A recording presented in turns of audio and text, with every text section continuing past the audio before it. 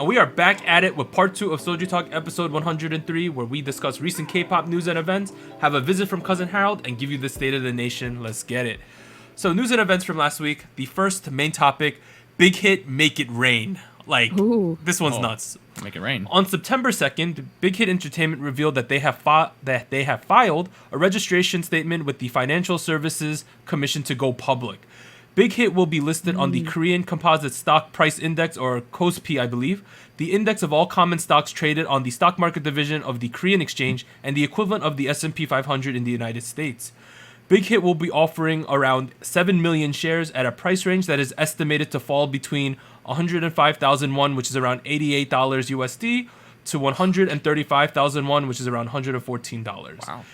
This will calculate to a market share between 750 billion to a trillion won, which is 630 million to 811 million dollars United States monies, and a total valuation between 3 to 4 billion dollars. Oh my. It was initially reported that each BTS member will receive almost 70,000 shares when Big Hit goes public in the planned month of October. What? This value will be somewhere in between $6 to $8 million per member. Later, it was revealed that each member also bought additional shares and received some from Bang PD himself, bringing their totals to around 75,000 per person. Oh my.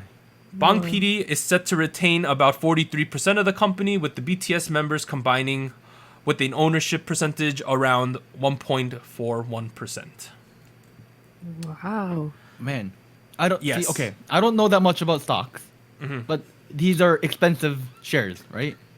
Yeah, pretty expensive. That's a good thing, right? They're being priced really. Oh man. Okay, so share price is not representative of the market share or anything, because for instance, Apple this past week divided it by 4 in order to get more people to invest. So if you own 10 shares, your shares became 40 shares this week, but they just divided the price in 4th. So I don't know really what goes into determining the prices, but more expensive generally comes with more prestige as a whole. I would say right. that's pretty fair. I did read a couple casual stock trade community people say it's kind of expensive. Yeah. But I guess that's what it is. So to break down the numbers, right? Right. Market cap means how much value is available to the public to buy, right? So almost 630 to 800 million dollars in United States currency, right? That's a lot, right? The total valuation means how much the company is actually worth. So they think that's going to be 3 to 4 billion dollars. So based on those numbers, it seems like they're listing about 20% of the company up to the public. Oh man. Dang. So if you think about it, going public is a intent to gain funds from the public, essentially, right? Yeah. That means Big Hit as a company is gonna get so much money. Additionally, Bigger. if we think about it, it means that Bang PD's net worth is gonna be like $2 billion instead. Oh, Korean Jeff Bezos! That's literally what it means. Literally, the second this goes public with that evaluation, he's worth at least $1.5 billion. Oh man. Which means it's all been worth it. Everything he's put into that. That's nuts, right? So much big money. money. Yeah. He's worth a lot of money. Yeah. Now I know I saw some people complaining that the BTS guys will only own 1.5% of the company, but I'm sure there's a lot of other things going on that has to do with why they chose that percentage and that sort of thing, right? Right. But still, overnight they're each gonna gain $7 million each. Yeah, I mean, I wouldn't complain if I had $7 million overnight. I do think this is an interesting going public IPO. I don't know what it's actually called, but I do think it's kind of interesting because they do have a lot of connections with CJ. They do have a lot of connections with Netmarble. These companies that they're all technically related to. Netmarble's owned 18% by Tencent or something like that. Yeah. And it does mean that the entertainment industry, within the entertainment industry, we're seeing a bit of a giant. We're seeing a bit of situation where a guy is becoming a so-called chaebol right now. A chaebol Oh. is a typical like a very rich guy from a big conglomerate. We're getting to that level right now. It's kind of wild because that hasn't happened in the past couple of decades. This level of getting a company to this level, like because all the chaebols, their family lines have been established. Family money, yeah. Right, 70 years ago, 80 years ago, back when Korea went independent, and then the first couple decades after that. So like this, all I'm saying, it means a lot for the Korean economy as well. It's very wild. Yeah, and the market cap, it's around the market cap that SM is at as well. So it is instantly like they are the two biggest companies by far at this point in terms of pure K-pop companies. Overall, though, crazy numbers, right? Big numbers, Like, yeah.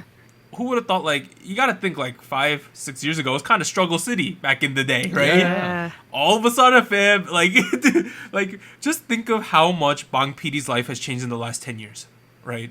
Wow. Think of how crazy that is, and the guy's gonna become a billionaire essentially overnight.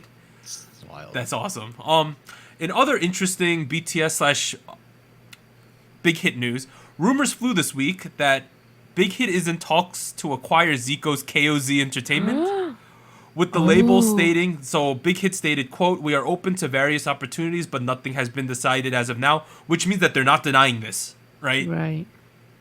And They're it kind of talking. makes sense, considering how Zico was on Island. Island for a Yeah. while, so there is an established relationship there. I feel like that kind of says something about where Big Hit wants to go, because like that means they're gonna expand out of the idol market. Yes. Because KOZ is like Zico, and like I think they want. I wait. Is anyone else signed with KOZ? I have no clue. Let me look that up while you talk about the next thing real quick. It seems like basically they're acquiring a rap sector of their company, right? Like, Something a little different, yeah. yeah, right, but they're doing something new. the other news was, lastly, BTS's Break the Silence, the movie, originally planned for release on September 10th, has been postponed due to the COVID-19 pandemic. Further details will be given after the spike in Korea has subsided. So that was the Okay. other news. Real quick, KOZ also is the home of Artist Down, Oh, DVWN. Yeah. So they are expanding into different markets. Like, If here's the they thing. do. If I'm Zico, right? Yes. I made this company like last year, right? Yeah. And I'm like, I already get to get a ton of money from like, you think about it. If he gets acquired, he's getting money, right? Of course. In 1 year, he's gonna make all this money, and he's probably gonna get a nice office in the new Big Hit building. And he'll have to And wait. while I'm in the military, they're going to like run this for me. It seems like a good deal, right? That sounds like a good deal to me. Wow. Yeah. And the thing we're not even talking about is now you have Big Hit backing you, right? Like, all of this sounds like good True. things for me if I was him. I don't know. Man, yeah. It also feels like KOZ has a lot of things that we're not aware of right now. Yeah. Because if their only assets are Zico and Down, which Down is a great artist, but his market value is a little low right now. Yeah.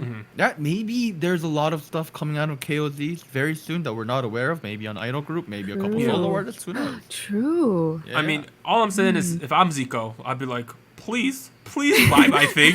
Like, because you got to think, his new company is essentially like, it came out of nowhere, right? He could technically run it out of his apartment or his house if he wanted to, right? And in like, I'm not saying that, but you know what I mean? Like, you Right, create he this could, thing, you get this group, you just start it, and all of a sudden people want to buy it already. I'd be like, of course. It's like a startup getting bought after 1 year. I'm sure that's why I'm thinking maybe there's a lot more behind the curtain. There has to be, right? There has to There has to be. All right, boy group from KOZ coming soon. You heard it here first. Oh God. Let's move on to the next one. Also big money. Big Hits, huge pre-sale numbers. So you mean Blackpink's Blackpink. huge pre-sale numbers? let me start that over. Blackpink's huge pre-sale numbers. So Blackpink's The Album, set for Yes. release on October 2nd, has already recorded over 800,000 pre-order sales to merchants. Wow. Additionally, according to UMG Japan, I don't know if this was a leak, but the album is set to contain 6 new songs on top of the already released tracks of How You Like That and Ice Cream. So there's Wait, only hold 8 up. tracks. So it's only 8 tracks? I believe so. Okay. There might be remixes or something, but there is 8 tracks. Jesus. For reference, here are some of the top girl group albums for 2020 on Gaon. So these are not the new albums where we don't have the full numbers, but these are albums that pretty much ran its course already. So Twice's More and More did 566,000 sales. IZ*ONE's Oniric Diary, 552,000. IZ*ONE's Bloom Eyes, 484,000. G-Idol's I Trust, 151,000. And ITZY's It's Me, 141,000 albums. So if this already has 800,000 pre-orders, which pretty much signifies how many albums that merchants think they're going to sell, Whoa. already, this album's gonna probably easily clear 1 million. Wow. 1 million. It's a game-changing album, regardless of the content of the album. Yeah, the expectation, the hype. I don't know. I mean, I if we sell a lot, I guess that's, great for profits. But an album having like 8 tracks with like 2 of them pre-releases and like we're gonna get a couple remixes, like that doesn't bode well with me personally. You want like 13, 14, right? At least 10. At least 10? At least 10. Like if I think on Spotify, in order for your release to be considered an album, it has to be 3 or more tracks, or it has to have the runtime of 30 minutes or longer. If we have 8 tracks, that's potentially anywhere between 24 to like 35 like minutes. It means it could be considered a single under Spotify's like regulations, which I'm not saying Spotify is like the golden rule of music, but like that's short. Yeah, I could see that. I think with BlackPink in relation to, I don't want to call it competitors, but their peers, right? Other girl groups at the top end. This is pretty significant because the narrative has been like, at least in my head, Twice has the great career, very stable career, great sales over time, the progression makes sense.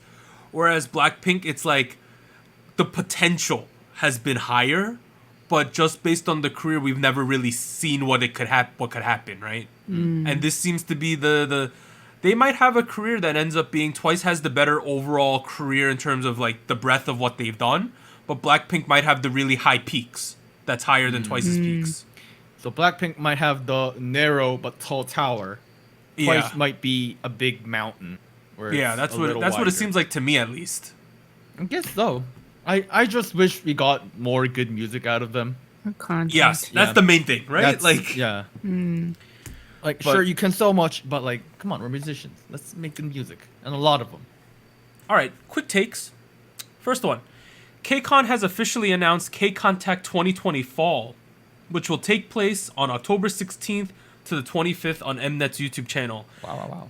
This is pretty much a follow-up to KCONTACT 2020 Summer, which was held in June of this year and gathered an cumulative audience of over 4.05 million. Whoa. More details about the fall edition of KCONTACT will be coming soon. So, I did not take part in KCONTACT Summer. I don't know if I'm going to take part in KCONTACT Fall because They will be releasing like set list, right? Like who's gonna be? Right. Yeah, that's pretty important. If Rocket Punch is on there, Warren, I'm assuming you're gonna take part. I kind of have to at this point, right? Like, Yeah. The You're thing obligated.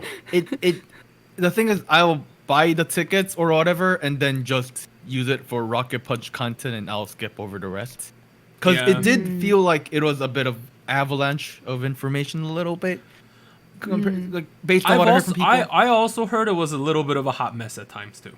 That's what I also heard. I don't know. We'll have to see though. Next one, you learn from your mistakes, right? We got to give them the benefit, and they are a good company. So, this is a funny one. Due to COVID-19, this year's Idol Star Athletic championships will be replaced by the Idol Star Dog Championships. Oh my goodness. So there will be a total of 11 participating teams who have been preparing for 2 months. Additionally, the staff have taken measures to keep athletes a safe distance away from each other, so good social distancing. So what was originally going to happen was they were going to add this the dog handling competition to the general athletics competition. But because of COVID, they're like, all right, we can't social distance the regular thing, but we can still do this at least. So that's what it seems like. Oh, I want to see this. Wait, so is it the idols' pets that are going to... Yeah, the idols and their dogs. Oh. Okay, wow. Oh, that's kind of interesting. Right? Like, I who wanna would have see thought that this. was a thing, right? That's kind of wild, not gonna lie. Are they I gonna don't know, have puppies like play soccer or something? Like, No, like you know how they on TV sometimes like Yeah. you know how like on ESPN they have like obstacle courses with the Agility owners and their test, dogs, yes. those type of Right, things. right. I'm thinking, or like obedience test. Yeah. Or maybe they have like best looking dog. I don't know what's gonna Gotta happen. do the walk. I want to Yeah. see dogs. I want to see dogs participate in esports. Dog league. Dog league, dog Give them pump, keyboards and mice. I could see that. Dog fall guys. You know, Fall that could be, Guys. that could be a thing. All right, next one. It is video game related. So Seraphine, the future League of Legends character we mentioned last week, Oh, wow. it was announced that she will be collabing with KDA on a future track. Oh. Oh, okay. So it's collab, not a full join. Collab, thing? not join. And there are Okay. like you know how they have all these like they're doing like a weird thing where they're acting like she's like they're not cartoons and stuff, right? Like essentially They're real people. there's like pictures of her with KDA out there and there's her like a vlog about her experiences with them and stuff. It's kind Oh. of weird, but I clicked on the link on your Mhm. script, and I'm getting a photo that is like hyper realistic version of them. yeah. But you can, I mean, their faces are cartoons, but like the rest of it looks like a photo kind of, and like it looks like a real photo of like people in a studio and it's kind Yeah. of strange to me. I can't wait. Is Seraphine the girl in the middle with the pink hair? Yes, I believe Okay, so. she looks new. Okay, I wonder who's gonna play Seraphine. That's true. Who knows? There is a voice already, so but I don't know who's playing the voice. If you look on YouTube, there's like a meta YouTube channel going on too. Oh, I Ooh. wonder if it's gonna be a Korean person or a non-Korean. I believe it's Nan. But the next news, Akmu Suhyun is currently preparing for her solo debut. Additionally, starting September until the end of the year, we kind of knew this one already, but Akmu plans to have 3 releases. Wow. So that should be cool. Lastly, Woollim news for Warren. September 4th, they announced that they will be debuting a new 7-member boy group called Drippin' What? in October. Yes.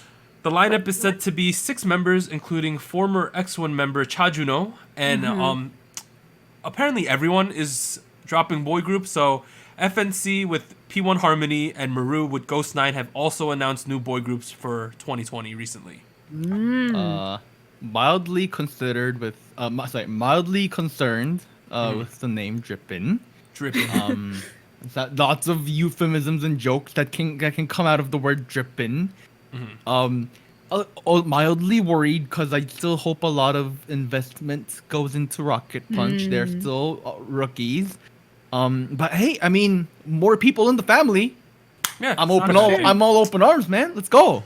So the last bit of news was dropped while we were recording part 1. So the producing team Black Eyed Pilsung is set to debut their own girl group called High Up. It's a tentative name before the end of 2020. Wow. Black Eyed Pilsung are pretty much like top tier producers in Korea, and they have worked with Twice, Chungha, A-Pink, Sistar, and many more. The most notable set of songs that came out of Black Eyed Peas was like the whole like early era of Twice, like Uahage into Cheer Up into TT, and then stuff like Likey, and then stuff like Fancy was all Black Eyed Peas. They did stuff with IOA Cream a little bit. They did Sistar like Touch My Body, I think was Black Eyed Peas, or either that or something else, I forget. But they are one of my favorite producers. They are one of the producers that brought me back into listening to K-pop and specific.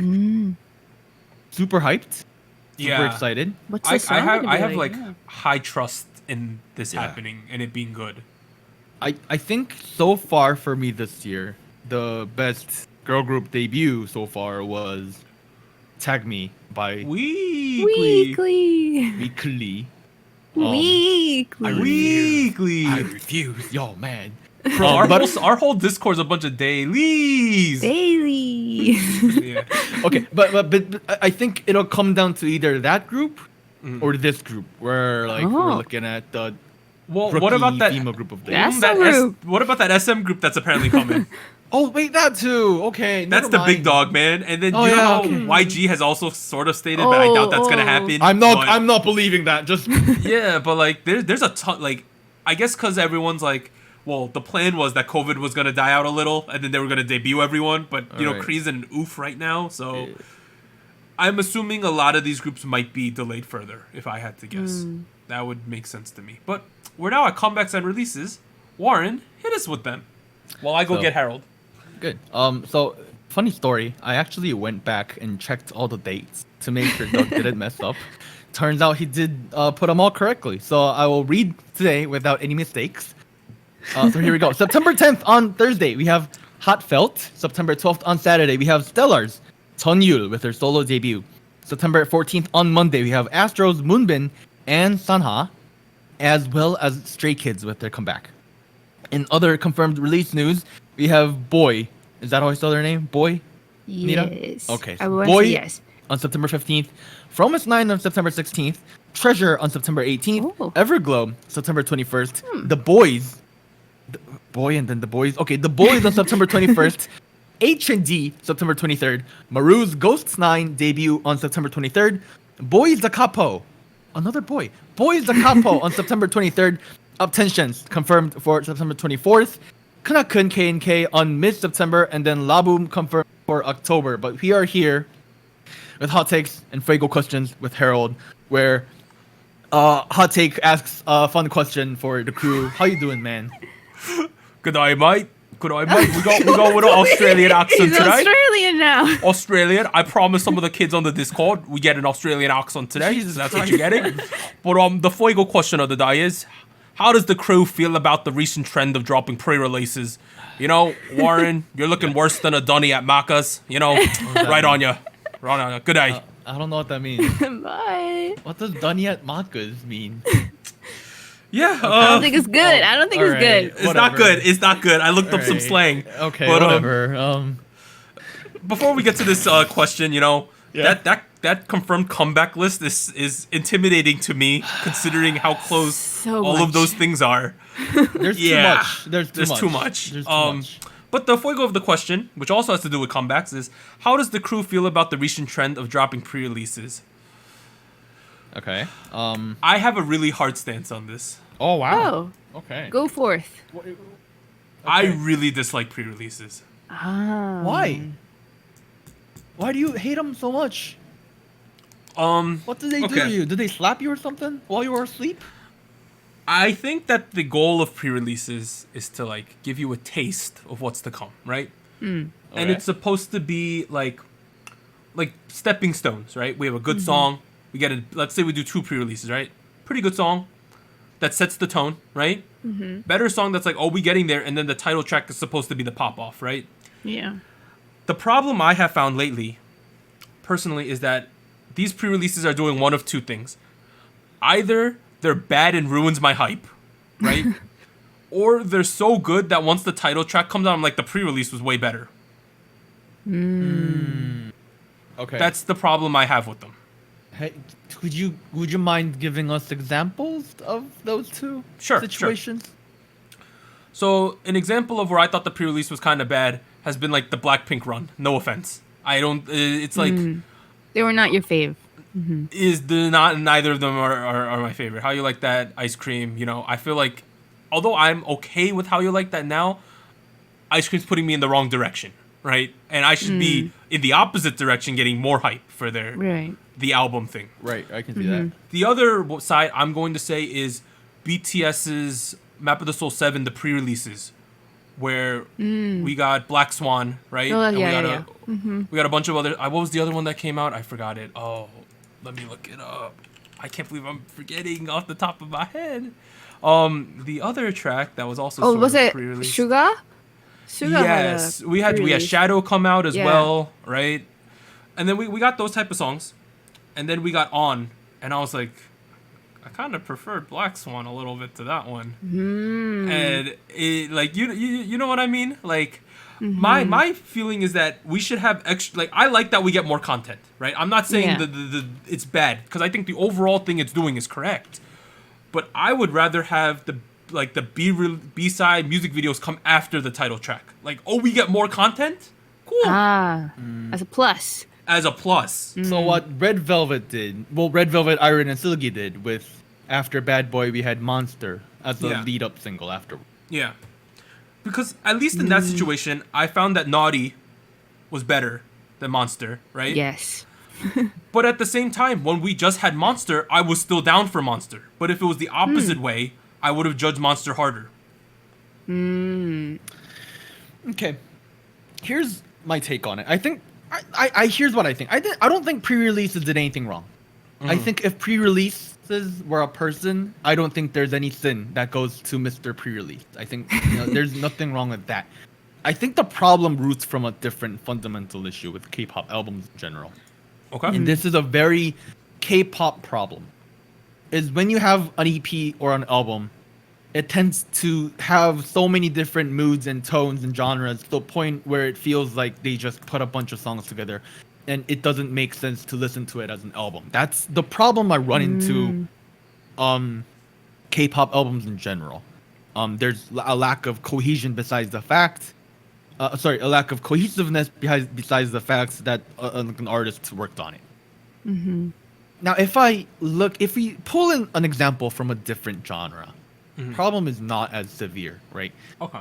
And the only example I can think of right now is Breathe 2 by Yumta. And I'm not mentioning Yumta as a meme. I know Doug is smiling already, but this is actually legitimately the only example I can think of right now. And before the album dropped, I Loved My Friend's Friend dropped as a single. And then Yaya Freestyle was released as like a YouTube thing. So he got those two songs before he heard the rest of the album. And that worked out really well because there's a certain tone that flows really well with the album. And those two songs that were pre-released was kind of a taste as to what the album is about. So even though the title track off of that album, Zoom, might not be my favorite, the whole album becomes a piece of artwork that I can enjoy. And those two pre-release singles, whether I liked them or not, were a taste of that entire album where I played into it. Now, because K-pop albums in specific have a two pattern thing where we have a pattern of it being so many different genres and patterns, styles, and then you also have a problem where this is completely refuting what I said earlier in the episode, but there's a problem where a lot of focus is spent on the title track, with it having a lot of hype and excitement, and the other tracks having not as much focus or attention or so. We end up with a situation where the pre-release singles don't represent that much of the entire picture we're getting. So I agree. Yeah. Let me make an analogy real quick because I like those. Let's say you buy a pizza pie. Okay. A whole thing of pizza Pie. pie. Yeah. Okay. Normally, people get pepperoni or cheese, or like maybe half pepperoni and then half Italian sausage because you're a criminal. Like you're gonna. I don't know why you do that. But whatever. But let's say you got a whole thing of pizza, but like one slice is artichoke and like cheese. What? One slice is like feta cheese and like okay. olives. One slice is just cheese. One slice is like white sauce. All of a sudden, like that, then you have an issue where like this is not a whole pizza. It's like 8 slices of different pizzas put together into a one round circle. And that's what you're saying K-pop is like. That's what a lot of Albums. issues. Right. That's what. I kind of agree with that, because if you think about like how you like that and ice cream, two totally different things going on there, right? Yeah. Anita, what do you feel though? I think I like the arguments that you guys are bringing up, because as just content, right? Pre-release content, I feel like fans and listeners who keep up with the groups, they're fine with it, right? Like they like that there's music videos to the rest of the tracks that are going to be in the album. And if they get to promote it, that's even better, because then you get live stages, more content. And that tends to be good. But I do feel like even just as a casual, right? So I'm not like a die-hard Blink, and I haven't been following them for that long. I do feel like it does get confusing, like Warren mentioned. And it also gets confusing as to like what will be promoted, like what to expect from the group. Because like for example with SuperM and their pre-releases as well, I don't know if they're planning to promote as a typical music shows, or if BlackPink will ever do anything with ice cream, or if that's just like a one-time thing, because they did promote How You Like That, but I don't think they're doing ice cream. So I think it gets confusing for fans as well. But if you don't think about it too much, you're just happy that you're getting content. I do agree with that. Without thinking about it too much, I'm kind of liking what I'm getting. Like, sure, I I don't know. I'm not super hyped about the BlackPink album, the album. I'm not super excited about the SuperM comeback either.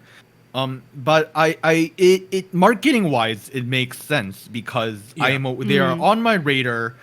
We are hyping them up in terms of people talking about them kind of deal. To the point where I'm like, okay, this makes sense marketing wise. This makes sense as in terms of building hype into the big final product that we're getting.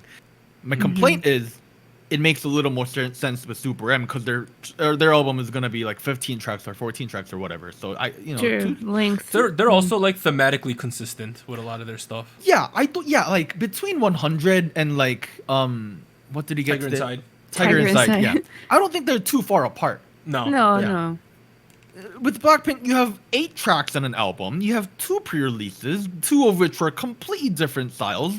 One which is like something we've seen a million times already. Like that's the point where I'm like, okay, as a consumer, I'm kind of angry. I can see that. Yeah. Yeah. Okay. Yeah. I also think that the trend of tons of pre-releases is a response to the COVID situation as well, because it's the best way to get more exposure for your idols. I think that is clearly at least part of what is going on. That being said, I just feel like for me, especially the K-pop stuff, it's just like it hasn't been working out as well as it should be. Like I feel like it should make sense. Yeah. I should be gaining hype as these pre-releases come out and getting more and more excited and be like, yo, I mean, it is good because they're now more on my radar, right? So I do talk about the BlackPink stuff more. People are talking about it. There is a buzz to see what they're going to do. But like, I feel like it could have been done better in a lot of these situations. I mean, it is a bit of a new thing within the industry. I think. Of course. It's not like they're gonna have it down perfect instantly, but overall, though, I guess we can't complain because we are getting more content fundamentally, which is what we want. Because without these pre-releases, we would have had no BlackPink comeback until October. True. Think about that. Yeah, that would have been. But can I say one more thing real quick? Sure. I think we are running into an issue with K-pop industry in general, where the industry is moving too fast. Like nowadays, because back in the day, you drop a song, maybe you have a lead single afterwards, and then you have a comeback. That's it. Now we're slowly getting into the situation where if you do that, you're not gonna stay on the charts. You're not gonna stay on the music shows for a long time. You have it has become a situation because the industry is moving so fast. We're gonna see more of each comeback consisting of 2 tracks, 3 tracks, pre-releases, or like lead singles, whatever. Like I think that's gonna become more and more of a trend because the industry is moving way too fast. I'm also concerned with that because if that becomes the norm, the smaller companies are so screwed. Oh yeah, because they can't afford to do that. Late stage capitalism. We're here. It essentially is, right? Because like a lot of these companies, like the music video, wherever the cost is, it doesn't matter because they know they're recouping it instantly. And whenever they get to do a concert again, it's fine. Whatever, blow the money. It's good. But for smaller companies who barely can like scrounge enough money to get sets and stuff for one music video, they get buried. They're gonna have to get even more creative, I think. Man, I didn't think we would be talking about late stage capitalism when we're talking about pre-release. It's true though. It's true. But it's true. But I would have expected it to come up in the big hit like IPO. But I think this was a short but very interesting discussion. Let us know what you guys think about pre-releases, and also if you have any other questions or hot takes you want us to do during the podcast, let us know on Discord, YouTube comments, wherever. But we're at State of the Nation. Before Anita and I talk about this island episode, Warren, you got anything this week? Yeah, I've had some things going on personally in my life. Kind of, depressing. Hey, that's okay though, cause I got music to hype me up, keep me excited. And I thought, there are people who enjoyed ice cream out there last week, and I thought, why not introduce more music like it? So I'm pulling out my trash can bag and giving you the best trap music of Korea. I have 3 albums in specific. The first one is containing my lovely guests, Futuristic Swaver, Uneducated Cade. It's the Star X album, and their compilation album is a bit of a banger. There's a kid called North Face God. Man, North Face God. these names don't they just get you excited like looking at those names? They're interesting. I know. So it's called Star X Tape. It's 14 tracks. It's full of bangers. My favorite track is the one with North Face God and Zenithzilla in track 5 called Juice. See, that's how you know degenerate it is. Cause it's Oh called my god, Juice. he spells God GAWD. Oh yeah, Oh and my it's like God. it's one word without any spaces. It's It's one all word. lowercase. Jesus Christ. That's how you know it's high IQ, guys. Oh my god. And again, uneducated kid, my lovely man. You know, we also have Futuristic Swaver, who is one of the best trappers out there. Trappers. Okay. Sip on your lean. Star X Tape is kind of good. The other one is called Trap Compilation, by the TNF Crew. I know, Trap Compilation. Look how meta that is. Again, high level of degeneracy. It's now TNF Crew is short for Thursday is the new Friday. Thursday Okay. is euphemism for thur or thur, which means marijuana or Mary Jane or weed. They are the few pro weed rappers in Korea. Wow. But like even without all of that, it is the most grimiest and the dirtiest trap album I've had in a while. It is You like stupid. you like to get dirty, Warren? You like to get dirty? It is so stupid.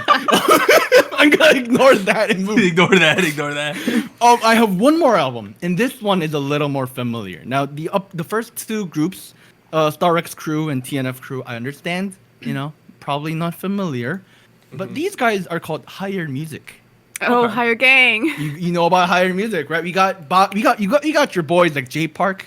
We got your boys like Big Naughty. We got PH1 here. We got Sick K up in here. We got like Haon for high school rappers season 2. You know, we got Big Naughty from the last season of Show Me the Money. They're all up in here. We got the new member Trade L. Oh yes, I've heard of him. We got a new kid called Trade L. Kind of sounds like Super B a little bit. But it's a very, very solid trap album in general. It is the closest to the mainstream sound. So in hindsight, I should have probably talked about this album first because the first two albums are a little too degenerate. But that's okay. Higher by Red Tape. It's full of bangers, lots of hard-hitting rap verses. It's a lot better than I expected, to be honest, because I'm not really a Higher fan, and I think a lot of their music leans very pop-oriented. But here, we're getting a lot of hard-hitting hip-hop tracks, lots of good stuff. We have a music video for like The Purge. Oh yeah. J Park did a Kendrick Lamar impression a little bit. It was kind of fun. There's like remix of Telefono, which is a track off of PH1's album. It's a fun track, and the album begins off with Golden, which used to go by G Soul. Yeah. Who used to be in JYP Entertainment. Who won The Voice Korea? I know, and his only part is in the very beginning. When he's singing Higher, and he sings it in like such a magnificent way. It's like a unicorn with wings flying down from the skies in the beginning. Like he's like, Hi-ya! I'm like, oh, that's my man Golden, please sing. So this is apparently first half of a 2-part album we're getting. We're gonna have Blue Tape, which is gonna be a lot more singy, a lot more groovy and R&B kind of deal. So if you want to wait for that, sure. But like Red Tape, a lot of bangers. The Star X Tape, a lot of bangers. Trap Compilation by TNF Crew, lots of grimy bangers. So if you enjoyed Ice Cream by BlackPink, hey, you got 3 new albums to check out now because of me, and I couldn't pick one, so here we are. Okay. I don't listen to trap, so I can't relate. But I can relate to Island though, right, Anita? Yeah. Let's go. Island. This was the most filler of episodes in the good way, right? That's how I'll This say. is my favorite. Is it the beach episode of Island? Essentially. Pretty much. Oh, here we go. They had My like a favorite. certain point. Like I'll talk about the filler stuff first. We'll get that out of the way. They had a certain point where like they got to play videos from the fans to the kids, so they like got Yeah. emotional. Nice. They also received fan mail for the first time, and then they also got to do video letters to each other. So it was a lot of emotions coming out. That was like the filler section, which was great because not that controversial this week, right, Anita? In Thank general. goodness. But okay, in terms of what actually happened, they did the last round. They all come back, right? They basically announced the halfway vote totals for everyone. Right. They don't announce what the amount of votes, but they announce the placement. The big shock. Our boy Jay, who had the amazing edit last week, was in 11th place. Yep. What? Straight up. But this is Halfway before the episode had aired, so it makes sense. Yeah, but he was in the last place, and the whole storyline was like Jay thinks he's going home. That was the whole storyline. It was so sad. He did some cringy things. He wrote letters to everyone, you know, those type of things. Oh. And they were practicing for the next round. He's like, I'll just stand on the side and help you guys because I think I'm going home. That kind of stuff happened. It was. He had another really good edit this week. Essentially, Yeah, he did. He did an amazing edit again. Man, I feel like Jay's gonna make it now. Before that point, we had the concept performance, right? Which was there was a mini mission where 4 members, the 8, June, Dino, and Hoshi came, and they broke up into 2 groups and performed Pretty You and Hit. The Pretty You, obviously Pretty You has easier choreo than Hit, so I think it was favored for Pretty You to win, period. And they did win. And then Sunwoo got first place, so he got to choose the next round concept test, which will be episode 11, I believe. And they're gonna break up into 2 teams. One is called Dream of Dreams, which is like a cute concept with pillows, and then we got a Flame On, which is a more masculine concept. Pretty much that's what happened. He got to choose not only the song he wanted, but the teams he wanted. Yeah. So he got total control of what's going on. That happened, and then we got a bunch of filler, and we ended up with the final vote totals for the fan vote, and we got an elimination warrant. So here's what happened, right? They announced from first place, right? First place was Sunwoo. Makes sense. He's always been first place like the entire time. He got first place in the halfway vote. He got first place in the second. That made sense. Second place, Heesung. Also makes sense. Super popular. Third place, our boy Jay went from 11th to 3rd. Look at the guy.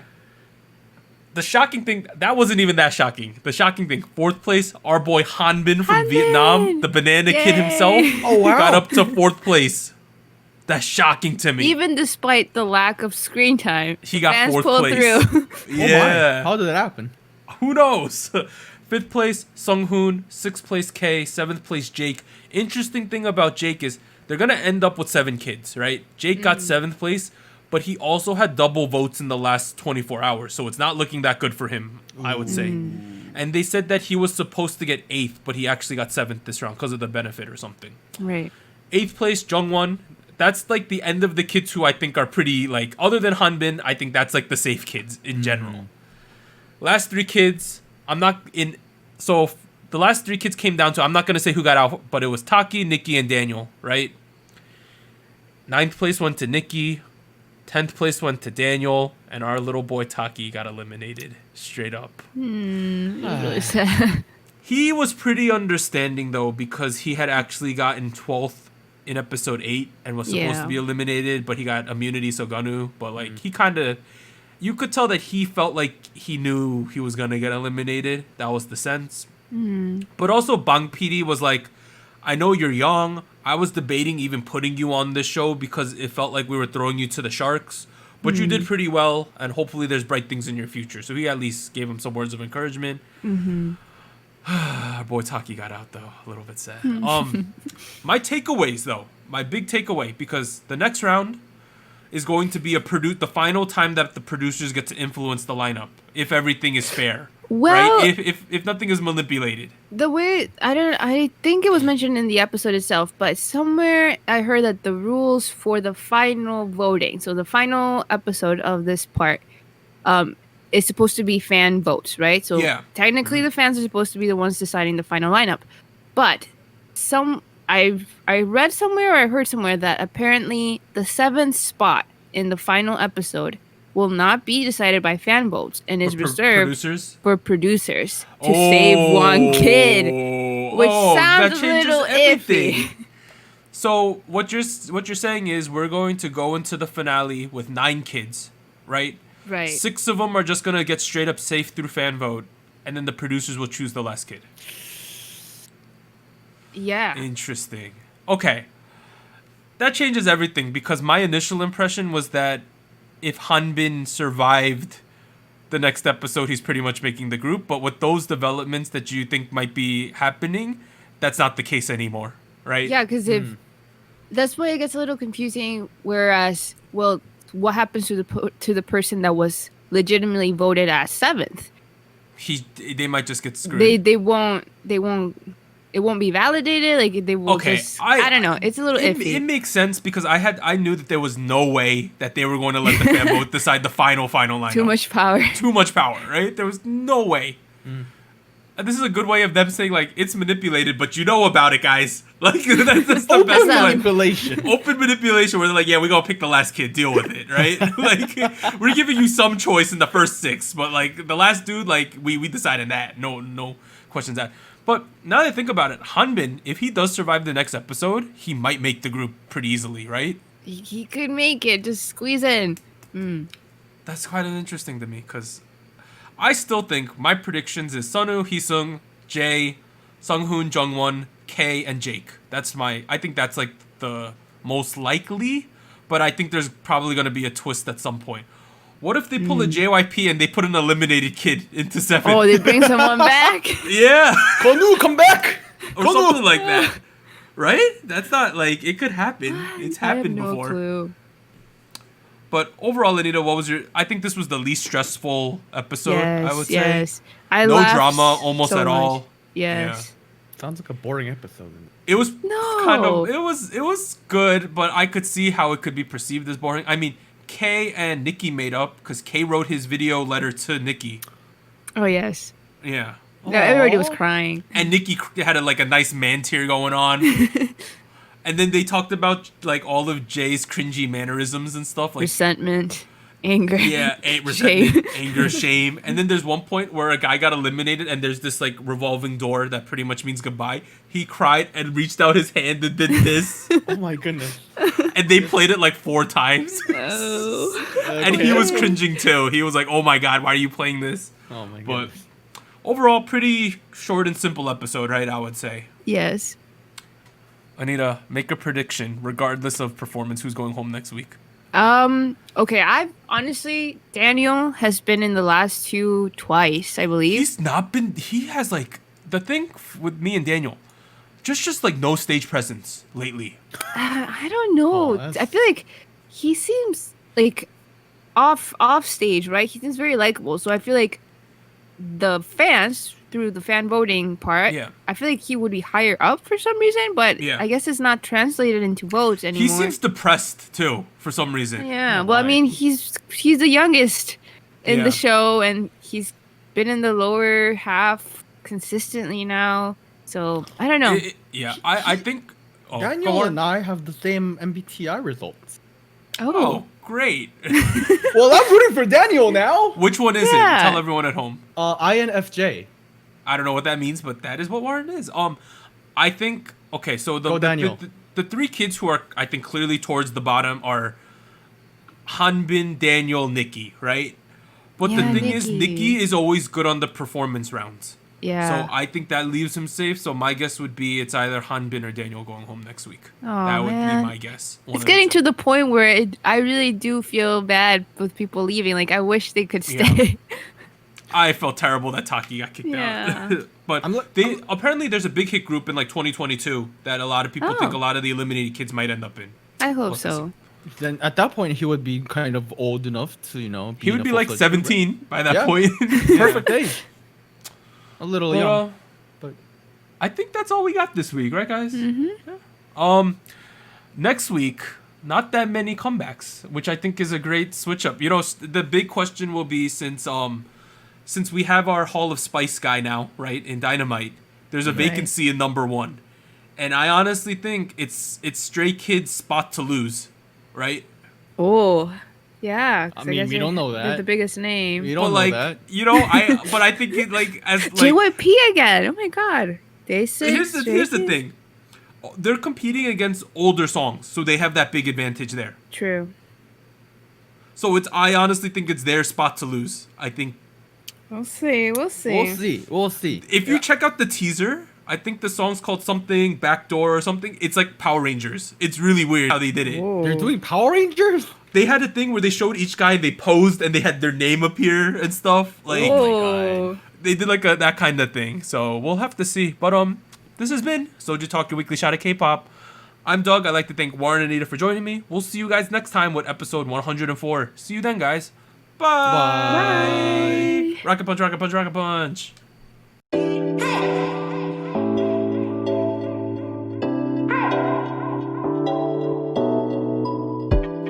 Special shoutouts to our Fiesta patrons: Based, Mina, Jenai, Goku Mama, Jacob, Nalfiar, NJ Park, Nav Wilson, Tier.